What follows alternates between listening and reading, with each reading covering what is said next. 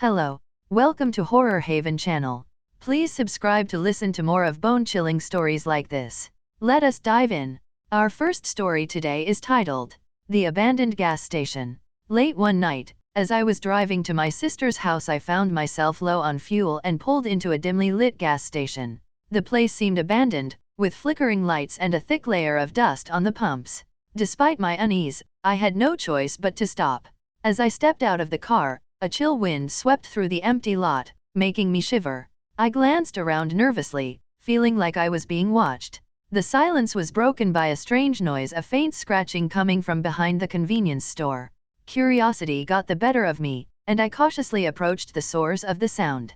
The back door was slightly ajar, revealing a pitch-black interior. With trepidation, I pushed it open and was greeted by a musty smell that filled the air.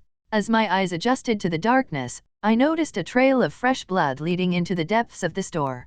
Fear gripped me, but a part of me couldn't resist investigating further. I followed the gruesome path, my heart pounding in my chest. The trail led me to a storage room, where I discovered a horrifying sight. Shelves were toppled, cans and boxes were strewn everywhere, and in the center of the chaos lay a torn, bloodied uniform. It was the attire of a gas station attendant. Panicked, I stumbled backward, my mind racing with images of what could have happened.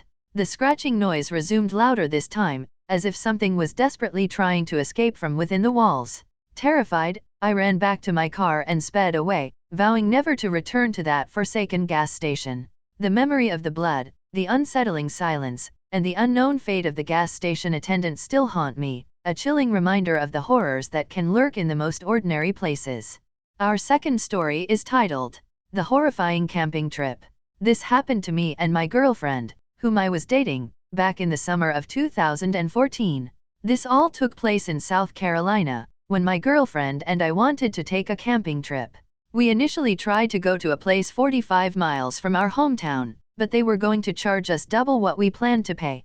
We decided to head back when it just occurred to me that there's a spot very close to where we live. But I'd say it's more camping and off-grid.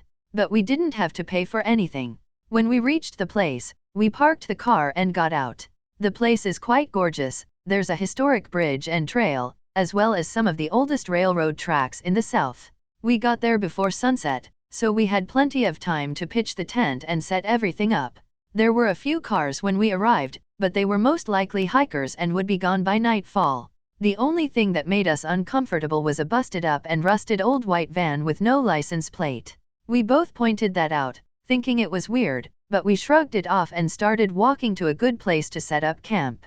After several hours around 3 a.m., following some quality time spent in each other's company, taking in all the nature, and then going to sleep, we started to hear this obscure singing and walking around our tent. Anytime you hear commotion that early in the morning, nothing good can come out of it. I peered my head out of the tent to see what was going on. I didn't see anything or anyone, but nonetheless, I didn't want to stay in that area, as we were both freaked out. Just because I couldn't see it doesn't mean it's not there. As we were quietly gathering our belongings, we swore we heard the singing get louder. I recall words in this song he was singing. "Now won't you come out," followed by this raspy laughter. His humming was what we heard, so we knew this guy was close by. Once we finally packed the tent, I grabbed her hand and threw the tent and folding chairs on my back. We made sure to run the opposite way from where all his noise was coming from. Luckily, we set up camp fairly close to the parking lot because I could see lights through the trees. As we ran and scurried away from whoever was chasing us, we noticed the lights from the parking lot weren't just the street lights. To our horror, it was also the old, rusty white van we saw at the beginning. We hurried up the hill, just hoping this guy was alone. If he had an accomplice, that would be another person to deal with. As we reached the lot and got into the bright street lights, I noticed my girlfriend's hand make a slight twitch, and her pace slowed down. From there, I could tell she was turning her head to take a look at our attacker. I heard her gasp loudly. "Come, don't look, we're almost there," I shouted. So she focused again, and we continued running in unison. This guy was getting closer, and I could hear the noise of the gravel intensify. I heard his wheezing and his barking. "Don't y'all think you'll get away?" As we just made it past the van, we split, and I handed her the keys so she could unlock and start the car while I threw all the gear in the trunk so we could make it out of this place.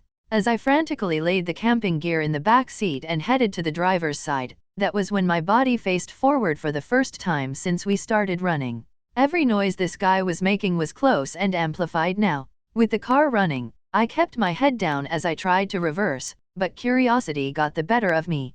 In the brightness of my headlights, this man was a monster with a stern, wrinkled face and patchy red hair, a beard that had dirt and crud smeared over it. His eyes were fixated on us like a 2-point magnifying glass. He wanted to kill. "Get back here," he barked, waving a baseball bat back and forth. I shook my head, and with that, I swerved out, and we were on the way out with our hearts racing. In the rearview mirror, we saw the man slam the bat in frustration. We drove to Waffle House and spent the rest of the early morning there until sunrise.